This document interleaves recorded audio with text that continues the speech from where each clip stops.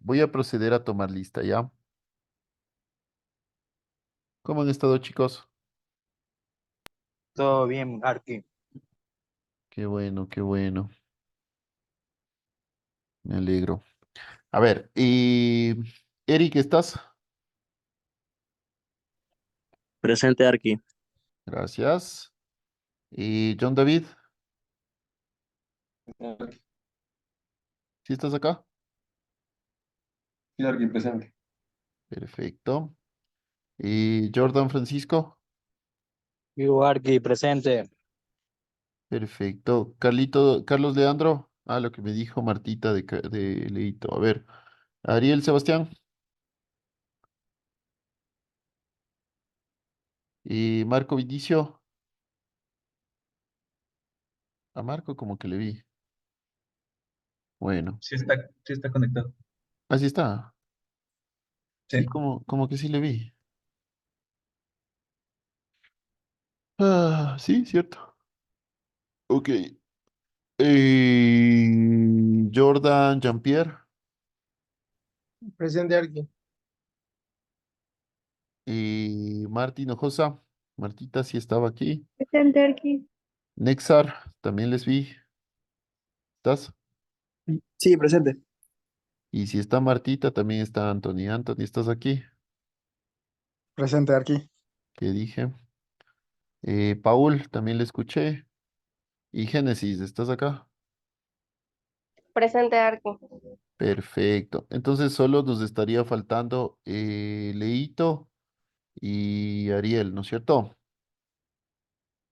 Bueno, y chicos, bueno, en la anterior clase revisamos algunos deberes. En el caso de que, en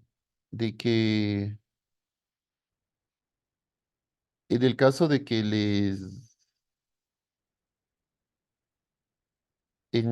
caso de que, A mí me falta uno, Arqui. sí, eso les iba a decir. En el caso de que les falte, pueden presentarlo la próxima semana, por favor, sin problema, ¿ya? No se olviden que también hay que hacer el deber del mapa y la exposición. Sí. ¿Por dónde le enviamos, Arqui? No, eso es presencial. La próxima semana también lo revisamos. ¿Ya? Arqui, disculpe, ¿es el que puede explicar lo de la exposición? Porque creo que, Claro, con como gusto. dijimos antes, la vez pasada no. No, pues, verán, en grupos de 3 personas hacemos un mapa de la Revolución Francesa y lo explicamos. La idea de esto no es el mapa, no es la exposición. La idea de esto es que entre ustedes debatan sobre lo que cada uno entendió de la Revolución Francesa. Los pros, los contras, las causas, cuál fue el significado de esto para la historia, etcétera, etcétera. No sé si es que me explico o, o consideran que requiere una explicación mayor, con mucho gusto lo hago. ¿Expondrían los tres o solo uno por grupo? Por supuesto, los 3. Ya, y ya entendí cuál era su pregunta. Sí, los 3. Gracias, Arqui. Sí, no, y lo que necesiten me avisan, por favor, con mucho gusto. ¿Ya? Arqui, disculpe, un compañero dice que si tal vez pudo crear la carpeta para subir los deberes a Drive. No, no le he podido crear. Bueno, no es que no le he podido crear, no lo he hecho. Martita, le pido de favor, como siempre, vuélvase tóxica conmigo, por favor. Escríbame a toda hora sin problema. Ya, Y, Arqui. y yo hasta que lo haga ya. Discúlpenme, chicos, es que la verdad es que estoy con un montón de cosas. Hoy en la mañana tuve un inconveniente y bueno, se me descuadraron un montón de cosas. Entonces, por favor. No sea malita, Martita, hágame acuerdo. Las veces que sean necesarias, escríbame, por favor. ¿Sí? Ya, Arqui, no se preocupe. No, más bien le agradezco, Martita. Bueno, chicos, empecemos. ¿Les parece? Ok.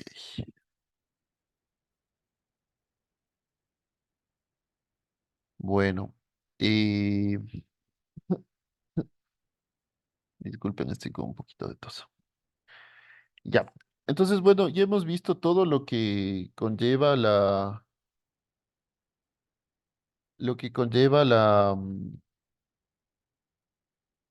o perdón, hemos visto ya todo lo que es referente a la arquitectura eh, racionalista, es decir, lo que sucedió posterior a la Revolución Francesa. En la Revolución Francesa, que es una arquitectura o perdón, un periodo de ilustración, donde muchas ideas se empezaron a innovar o a cambiar, empieza a surgir estos movimientos utópicos, estos movimientos irracionales, eh, estos elementos que hasta cierto punto eran inimaginables. Por ejemplo, lo que plantea Luis Boulet en ese cenotafio de Newton, no sé si recuerdan la clase anterior que les mostré, hasta cierto punto eran inconstruibles, sobre todo porque en ese momento no existía la tecnología, no existían los materiales, no existía la economía como para poder construir eso. Entonces, esta época termina de socavar, digamos, algunas ideas, pero en contrapropuesta, muchos de los arquitectos en este punto no solo eran arquitectos, sino también eran arqueólogos. Es decir, empezaron a buscar los vestigios de culturas o de civilizaciones pasadas para plantear una nueva arquitectura, que en definitiva no terminó siendo nueva. Es así como muchos arquitectos empiezan a proponer nuevas cosas basadas en cosas antiguas. Y gracias a eso nace lo que ahora lo conocemos como arquitectura neoclásica. Sí, la arquitectura neoclásica termina siendo o es un revival o una reminiscencia de la arquitectura clásica, de la arquitectura greco-romana o greco-latina. Esta arquitectura es una nueva forma de, mm,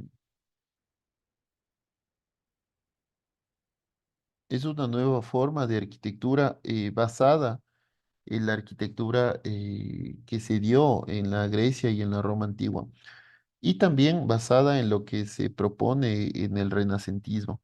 Entonces, con la arquitectura neoclásica es como la tercera vez que se da este clasicismo o esta forma clásica de arquitectura. La primera fue en la arquitectura griega, que fue la original, la primera, perdón, la arquitectura griega, que es la original, la primera fue en la arquitectura romana, que los romanos conquistaron a los griegos y los romanos abstrayeron toda esa arquitectura de los griegos. La segunda es en la arquitectura renacentista en el siglo XIV. Y esta es la tercera vez que se da esta forma de arquitectura clásica. Sí, entonces, bueno. La arquitectura de la Ilustración europea. A mediados del siglo XVIII, los arquitectos comenzaron a reivindicar una vuelta al clasicismo e iniciaron el camino hacia el racionalismo y la funcionalidad de la arquitectura.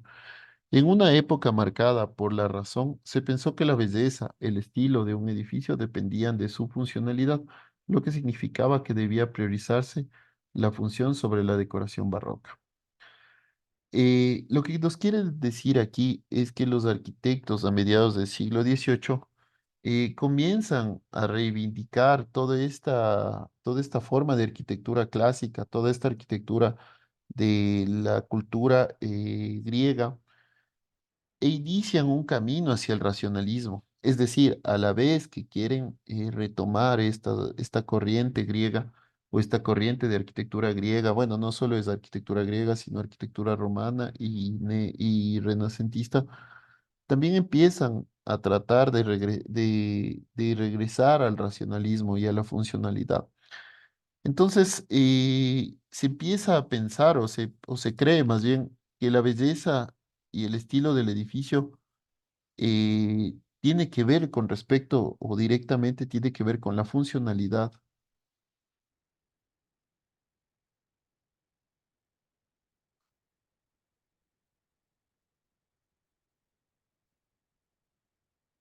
Entonces, en esta línea se comienza a defender el empleo de las proporciones y la simetría.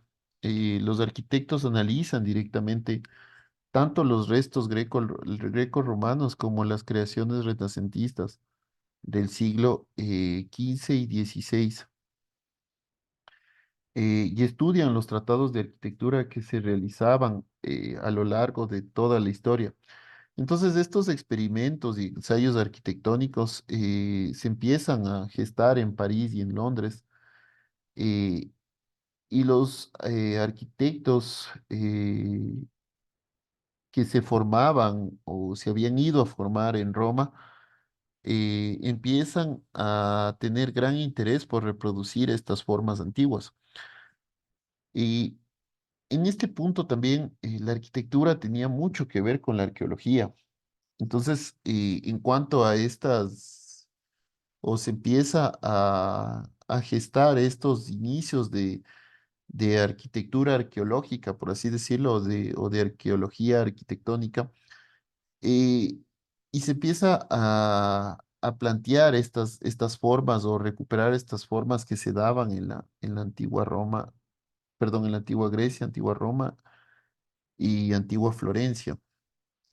Entonces, Francia nunca había abandonado de todo el clasicismo, ni siquiera en la época del barroco, en la que la arquitectura era una síntesis de elementos clásicos y renacentistas juntos con la exuberante decoración barroca. Se puede establecer tres etapas del neoclasicismo francés. Una primera de tradición entre el barroco y el clasicismo, muy ecléctica, que abarcaría entre 1750 y 1789. Una segunda etapa, enmarcada en el periodo de la Revolución Francesa, de gran libertad creativa, y una tercera coincidente con el Imperio Napoleónico, entre 1799 y 1815, en la que el clasicismo se convirtió en una estética oficial y se utilizó lo monumental como propaganda del poder. Ah, recordemos que en esta primera etapa, que hace referencia de las tres etapas eh, del clasicismo, en la primera se intenta una aproximación muy clara y formal hacia lo que se hacía en la antigua Roma y antigua Grecia, con estos elementos romanos de Vitruvio y renacentistas de Palladio. Pero se reivindica también el uso eh, de la columna, por ejemplo, de esta columna grande, de esta columna esbelta sobre la pilastra. Y empiezan o comienzan a realizarse los excesos decorativos de las épocas anteriores. Y hubo un retorno también a las formas rectangulares, a la claridad volumétrica, con un predominio de las líneas rectas y las formas geométricas más sencillas. Uno de los arquitectos más representativos de este periodo fue Jacques Inch Gabriel, cuyas obras son la Escuela Militar de París, el Hotel de la Marina y, y el Petit Trianon de Versalles, o una parte del Petit Trianon, el pequeño Trianon de Versalles. Entonces, Inch Gabriel hizo, por ejemplo, la Escuela Militar de París en 1751. Además,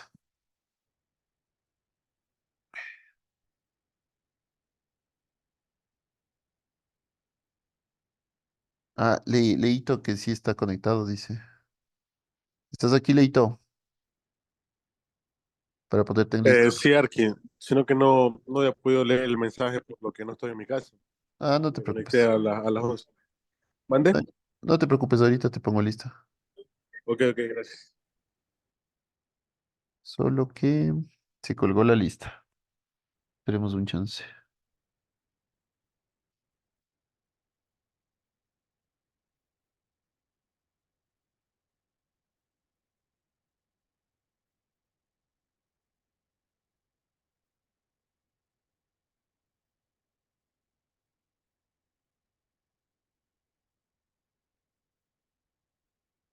Espéreme un segundito que se colgó. Un segundito, por favor. Se colgó la lista.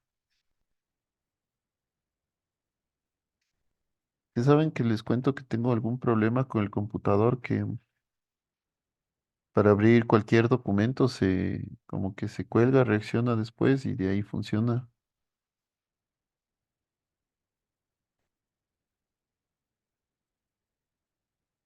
Veamos si es que ya funcionó. ¿Será que está con virus, tal vez? Bueno, Leo, me haces de acuerdo al final ya para ponerte en lista, por favor. Ok, Arqui. Porque no sé por qué no sé. A ver, déjame ver si es que ya funcionó. A ver, Leo. ¿Y está bien tu mami? Dijo Martita que le acompañaste. Sí, no, es una cita de terapia que tienen en el terapista. No es nada grave. Ah, bueno, está bien. Bueno, y continuemos.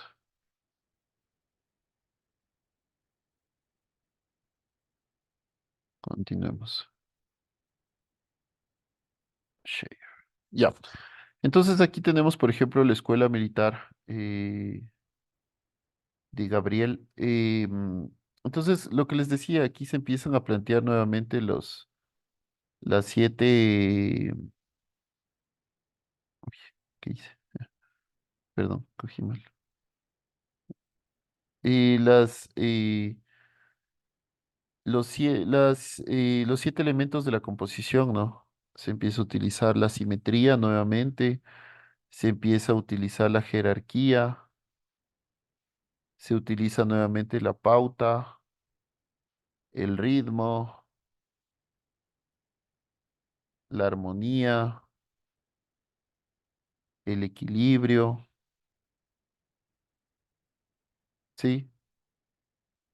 Entonces estos elementos de la composición se vuelven ya una forma natural del diseño arquitectónico. Igual aquí vemos, por ejemplo, el Hotel de la Marina de la Plaza La Concordia.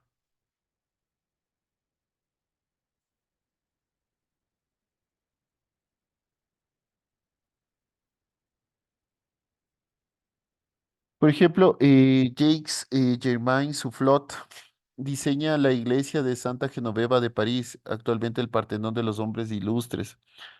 Y el Partenón de los Hombres Ilustres es un revival o una reminiscencia. No sé, cuando yo digo revival es el revivir. Revival es revivir, digamos, cierto elemento. Entonces, James Soufflot crea un revival del panteón romano. Y el panteón romano es un revival del Partenón griego. Entonces, bueno, este arquitecto está obsesionado con la arquitectura clásica e incorpora estas influencias romanas, renacentistas y bizantinas al marcado clasicismo francés del edificio.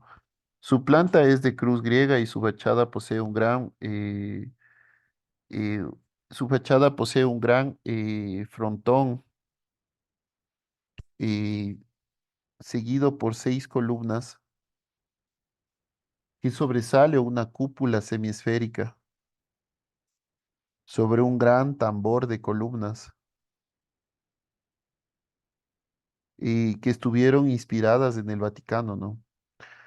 Y igual, no solo se toma o no solo se revive el estilo arquitectónico, sino también sus elementos arquitectónicos, como no sé si recuerdan las pechinas, los tambores y las cúpulas, los linternarios, que se dieron, por ejemplo, en la arquitectura renacentista. Entonces, otro teatro fue el Teatro Francois de Francia, de París, actual Teatro Odeon, diseñado por Marie-Joseph Peyret y Charles Wiley, que incorporaron en su fachada el pórtico de ocho columnas dóricas inspiradas de inspiración griega, ¿no? Entonces, por ejemplo, aquí podemos ver cómo este teatro marca mucho lo que se hizo ya en la Grecia antigua. Igual, se utilizan los elementos de la composición, la simetría, el equilibrio, la jerarquía, el ritmo.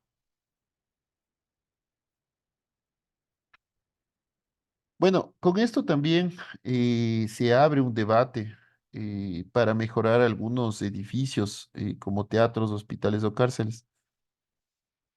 Y se pretende aplicar la ciencia de la optimización en estas tipologías arquitectónicas.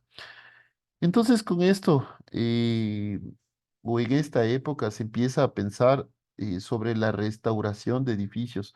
Para este punto ya existían edificios que eran antiguos, existían edificios que tenían cierto valor patrimonial, pero nunca antes se había pensado cómo tendrían que estos edificios ser tratados. Entonces, como ustedes pueden ver en cada época o en cada etapa de la historia, la arquitectura también va evolucionando, va planteando nuevas especializaciones. Recuerden, por ejemplo, que en el renacentismo se empieza a estudiar el urbanismo. En la época barroca se empieza a utilizar también la arquitectura de paisaje, la arquitectura de interior, se empieza a hablar sobre arquitectura industrial, se empieza a hablar sobre diseño, se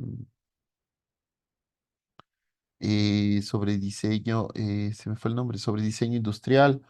Entonces, para este momento o para este punto se empieza a hablar sobre arquitectura patrimonial o sobre restauración arquitectónica. Como les digo, en este punto habían ya muchos edificios que cumplieron su vida útil, más sin embargo tenían que ser conservados por su alto valor patrimonial, porque posiblemente ahí nacieron o crecieron o murieron personas importantes para la historia. Entonces, se empieza a hablar también sobre cómo deben ser restaurados, cómo deben ser optimizados estos edificios, cuál es la correcta forma de restauración. Bueno, en las clases futuras vamos a hablar de mucha mejor manera o de mayor manera sobre esto, pero sin embargo, ya se empieza a hablar sobre esta arquitectura de restauración o esta restauración arquitectónica. Entonces, Víctor Luis se empieza a especializar en la construcción de teatros a los que les añadía elementos como columnatas, perdón, con estilos de templos de antigüedad. Entonces, él, por ejemplo, empieza a lo ya construido, empieza a eliminar ciertos elementos como palcos, como anfiteatros, justo para darle una mayor o para mejorar sus condiciones de acústica y de óptica. Entonces, eh, estos edificios, como les digo, terminan siendo ya una forma no solo de reminiscencia, no solo de revival de la arquitectura clásica, sino ya también terminan tratando de ser restaurados en sí. Es decir, por ejemplo, este teatro era renacentista, de seguramente de 1500 o de 1600, es decir, 150 años después se empieza a tratar de restaurar este teatro, pero ya con condiciones actuales, ¿no? Pero conservando la fachada. Bueno, también se intentaron crear tipologías de hospitales para mejorar la ventilación o el aislamiento de los enfermos y se crearon nuevos modelos de cárceles que fueran más saludables y orientadas a la orden y a la seguridad. Aquí tenemos, por ejemplo, el Colegio de la Cirugía de París. Esto es una tipología innovadora para esta época. Yo, por ejemplo, yo estudié arquitectura, pero tengo un hermano que estudió medicina y alguna vez yo le acompañé a sus clases y básicamente, o actualmente, las aulas de ciertas clases en medicina son así. Son este estilo de anfiteatros, son este estilo de elementos, posiblemente no tan altos, porque seguro que para la época por cuestiones de salubridad se los utilizaba muy altos. Pero, sin embargo, se utilizaba en esta semicircunferencia, donde una persona se paraba a explicar a todo mundo, ¿no? Sobre el cuerpo, o a veces cirugías, o a veces cosas así. Y hasta la última persona podía ver, hasta la persona que está más arriba. Y esta persona también, sin necesidad de generar mucho o levantar mucho su voz, se crea un gran audio. Y esta forma cónica, arquitectónica, amplía la acústica desde el foco central, que es de esta persona. ¿Sí? Entonces, Jacques Godin, que diseñó el Colegio de Cirugía de París, se convirtió, o este Colegio de Cirugía de París se convirtió en un modelo a seguir de este tipo de edificios y de una aula magna, como si fuera un lugar de espectáculos, con una planta semicircular y un graderío a modo de teatro clásico, cubierta con una gran cúpula eh, de esfera, de media esfera, adornada con casetones iluminada a través de o de forma cenital. Entonces, esto generaba que se centre la luz donde se quería, ¿no?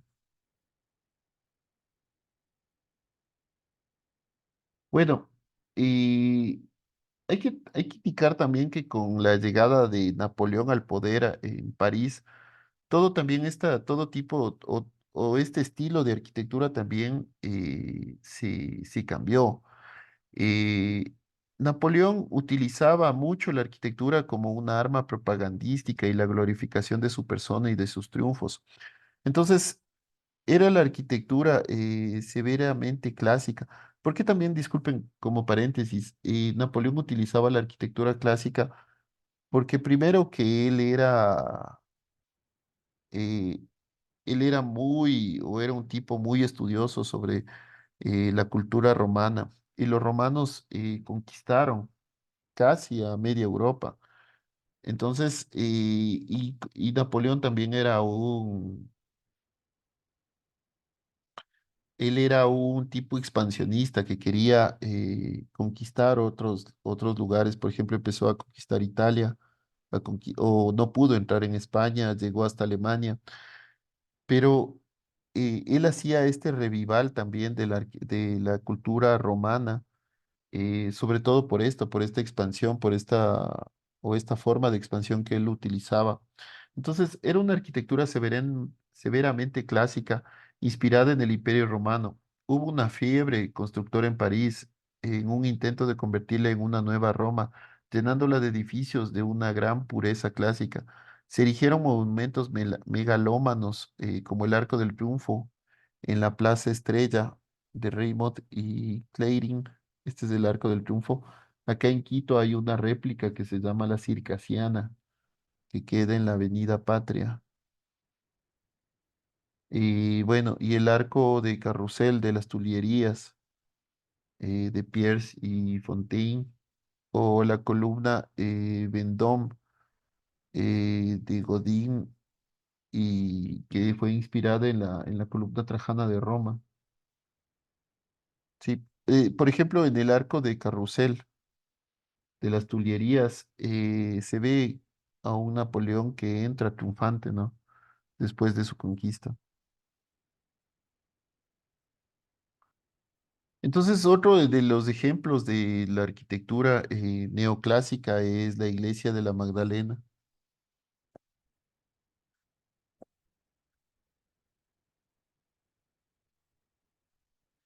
La iglesia de la Magdalena de 1806, proyectada por Pierre Vignon, se diseñó con la misma apariencia de la iglesia de templos de la antigüedad.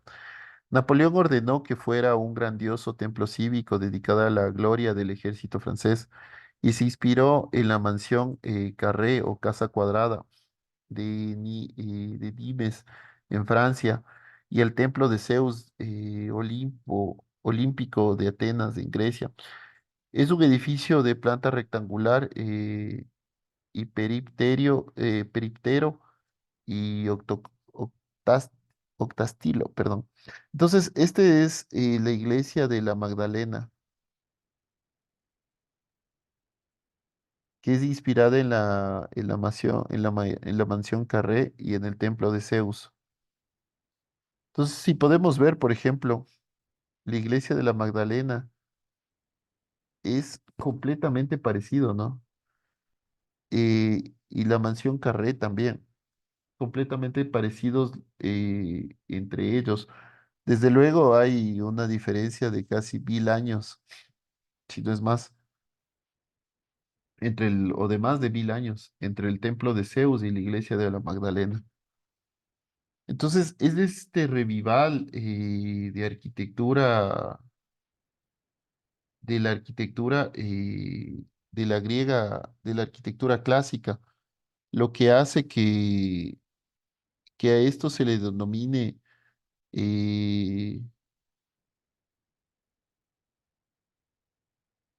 que a esto se le denomine el neoclásico, ¿no? O sea, es esta reviviscencia, revival, el retomar esta arquitectura de la griega y de la Roma antigua. Esto es griego, ¿no? Uy, disculpen, pasó algo con el lapicito. Ya, esto es griego, ¿no? El templo de Zeus en Atenas. Bueno, posterior a esto, el origen y la evolución del pensamiento racionalista a través de Claudio Nicolás Ledux y Luis Boulet, o más conocido como Nicolás Ledux y Luis Boulet. Entonces, Ledux y Boulet son los máximos exponentes de esta época. Boulet ya lo vimos en las clases pasadas. Boulet es un arquitecto bastante utópico. Bueno, y Ledux también, ¿no? También ambos tuvieron proyectos muy utópicos. Entonces, la ilustración buscaba educar, transmitir los conocimientos existentes de la época, combatir la ignorancia a través del raciocinio. En arquitectura, esa educación implicaba el conocimiento de las fuentes antiguas, tales como Vitruvio, Palladio y Vignola, quienes se basaban en los principios griegos y romanos de la arquitectura. Al ser un periodo de muchos avances tecnológicos, fue un nuevo tipo de arquitectura ligada a la tecnología, es decir, que a pesar de volver al pasado, se adoptó los procesos de la época. ¿Qué nos quiere decir con esto? Es que aunque se trataba de regresar a la arquitectura clásica, a la arquitectura renacentista, a la arquitectura romana, sin embargo, se ligó mucho con los procesos de la época. Es así que Luis Boulet empieza a plantear nueva arquitectura o arquitectura bastante utópica. Ya lo vamos a ver más adelante. Entonces, Claudio Nicolás de Dux era un arquitecto urbanista francés neoclásico, autor de las dos más grandes e importantes obras públicas de la época, la fábrica de la Salina Real, declarada Patrimonio de la Humanidad en 1982, y las barreras de París, que están o que eran construcciones para recaudar impuestos. Es una cerca de 24 kilómetros, 16 kilómetros de alto, con 60 barreras o puestos de control que algunos autores consideran como la causa que más contribuyó al descontento de la población, y esto culminó en la Revolución Francesa de 1789. Entonces, su papel como arquitecto suscitó mucha controversia y el paso del reconocimiento al más absoluto desprestigio en el siglo XIX también fue o contribuyó a esto, ¿no? En 1933 su figura fue reivindicada, señalándole como, como uno de los precursores de la arquitectura moderna. En los años de 1960 fue considerado como un utopista, o estos arquitectos que creaban arquitectura utópica. Y desde finales de 1980 fue uno de los referentes del postmodernismo. Aunque su carrera apenas duró 25 años tras la Revolución Francesa, ya no volvió a construir. Él realizó bastantes obras, pero la mayoría de ellas fueron destruidas en el siglo XIX. Desde 1973 se erigió el Museo de Ledux, que representa numerosas maquetas de las obras visionarias que jamás fueron construidas. Entonces, ¿cuál fue el,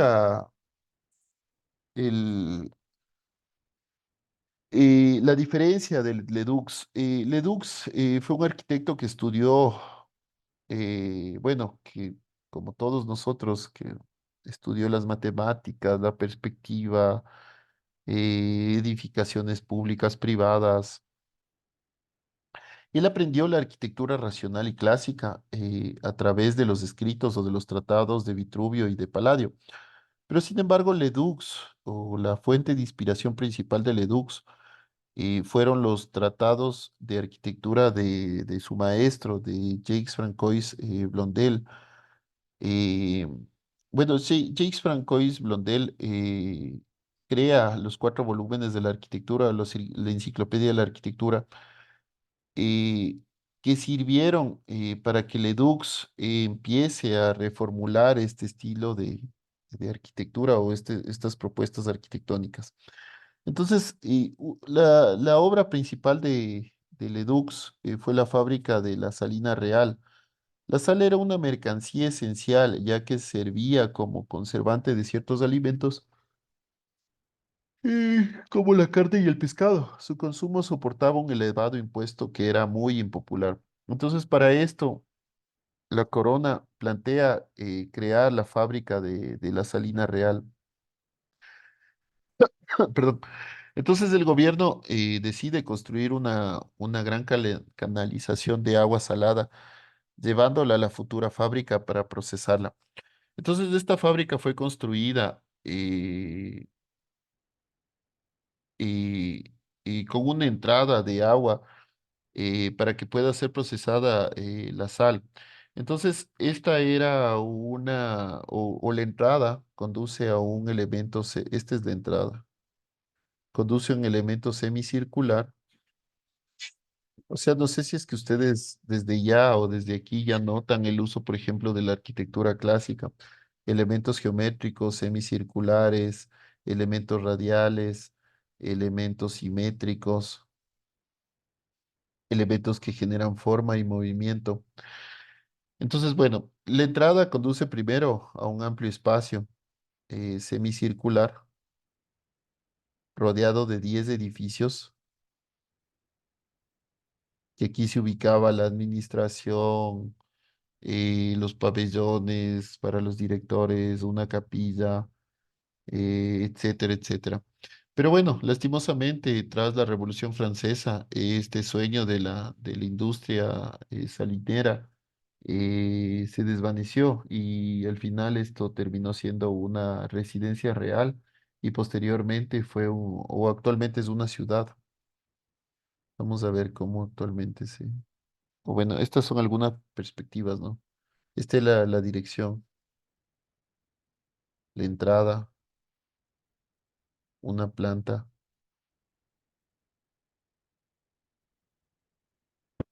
Este es el interior. Aquí se puede ver, por ejemplo, las formas clásicas en las fachadas. Igual aquí. Por ejemplo, este elemento me hace recuerdo o me recuerda, por ejemplo, a las iglesias renacentistas que ya las vimos, ¿no?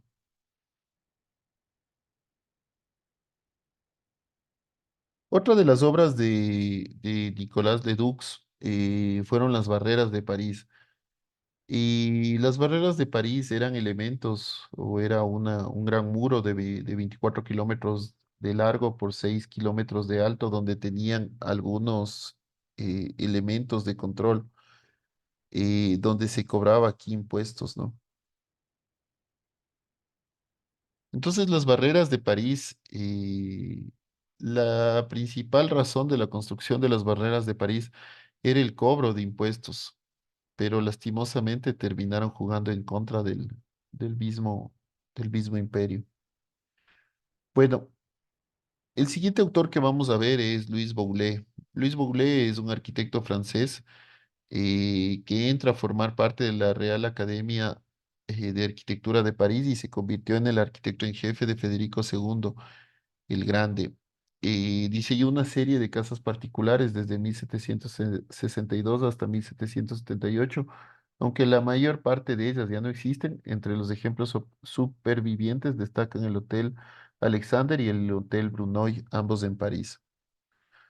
Bueno, Luis Boulé era uno de estos arquitectos utópicos que vimos la clase anterior. Él diseña obras colosales que nunca llegaron a construirse.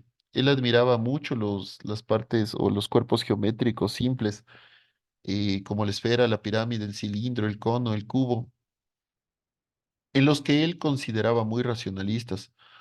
Además, él propone esto que es el cenotafio de Newton, que era que era un elemento o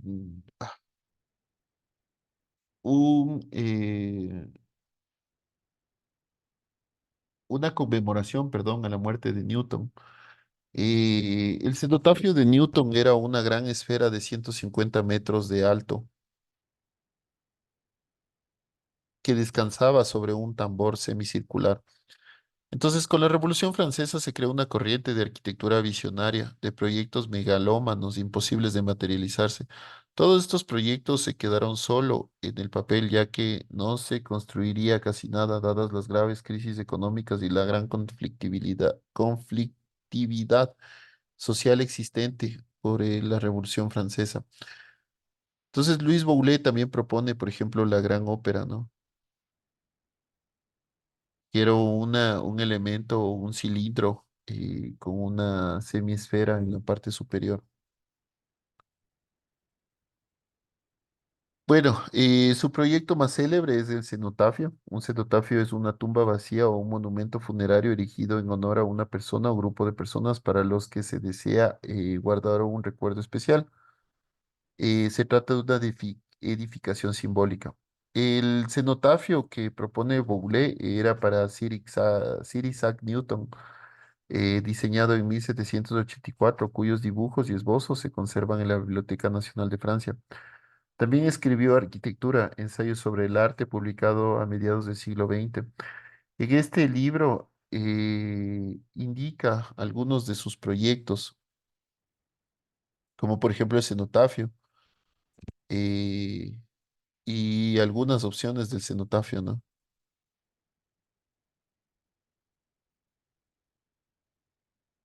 El cenotafio de Newton era una gran esfera de 150 metros de alto, hundida en una base circular y cubierta con cipreses. Aunque su estructura no se construyó nunca, su diseño fue grabado y circuló ampliamente en los profesionales de la época. Otro de los proyectos de Boulez era el Hotel Alexander, ubicado en París. Fue construido en 1763 y se erigió para el financiero Nicolás Alexander.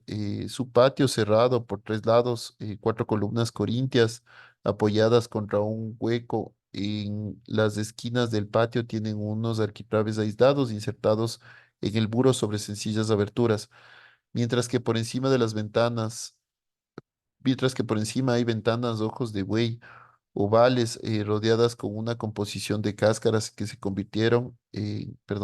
que se convirtieron en un rasgo común del estilo neoclásico.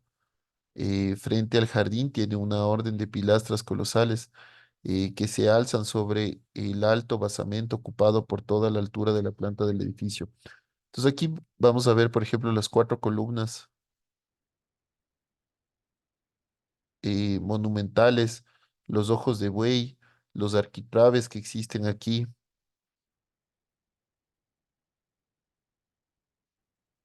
Este es el Hotel Alexander de París. Termina siendo, por ejemplo, estos elementos terminan siendo referentes para el neoclásico. No, perdón, para el neoclásico, ¿no? Otros de los proyectos fue, por ejemplo, el Palacio del Liceo en París y el Hotel Brunoy en París. Ambos hoteles bastante o con elementos muy clásicos, como los podemos ver.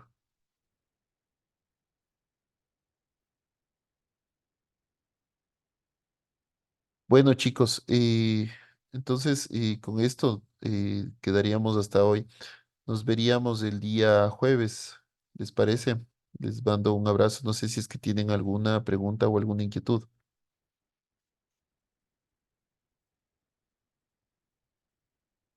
Chicos, No, Arqui, todo bien.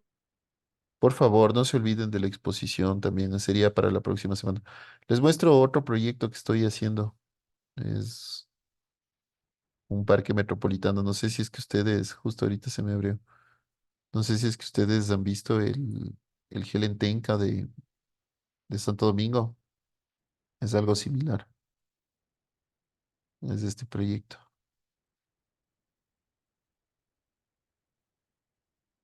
Bueno, en algún momento sería chévere discutir sobre estos, ¿no? Sobre estos proyectos. Bueno, les mando un abrazo, cuídense mucho. Estaremos conversando. Hasta luego, Arqui. Chao, Gracias, Arqui. chao. A ustedes, a ustedes. Cuídense mucho, un fuerte abrazo.